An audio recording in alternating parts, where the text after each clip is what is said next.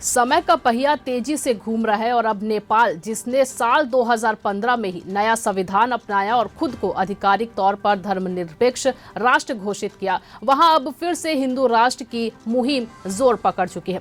हालात यहां तक आ गए हैं कि सनातन संगठनों के साथ नेपाली कांग्रेस में भी एक बड़ा धड़ा नेपाल को हिंदू राष्ट्र बनाने पर विचार कर रहे हैं। उनका तर्क ये है कि जब बड़े और शक्तिशाली देश खुद को खुले रूप में इस्लामी या ईसाई देश कह सकते हैं, तो नेपाल खुद को हिंदू कहने में क्या झिझक हो सकती है।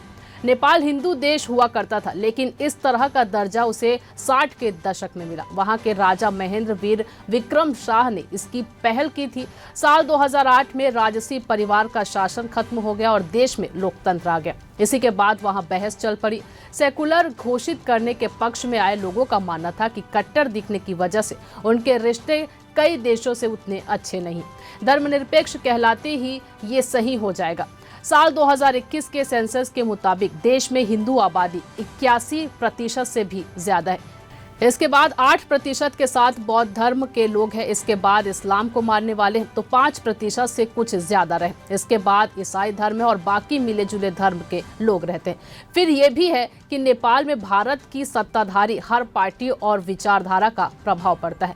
नेपाल पर पड़ रहा हिंदुत्व का प्रभाव भी इससे अलग नहीं है। यही वजह है कि अब वहाँ हिंदू राष्ट्र की मांग जोर पकड़ती जा रही है। भारत में चल रही हिंदुत्व की राजनीति का यह असर पड़ा है कि नेपाल के धर्मनिरपेक्ष राष्ट्र बनने के बाद से नेपाली कांग्रेस के कुछ नेता हिंदू राष्ट्र की बहाली के लिए अभियान चला रहे हैं। हाल ही में नेपाली कांग्रेस की ओर से जारी बयान में कहा गया है कि सनातन हिंदू राष्ट्र नेपाल स्थापना अभियान हमारा मुख्य एजेंडा है। इसके अलावा नेपाली कांग्रेस ने कई प्रभावशाली नेताओं ने भी बार बार हिंदू राष्ट्र के प्रति अपना समर्थन और संघीय शासन प्रणाली के खिलाफ विरोध व्यक्त किया है।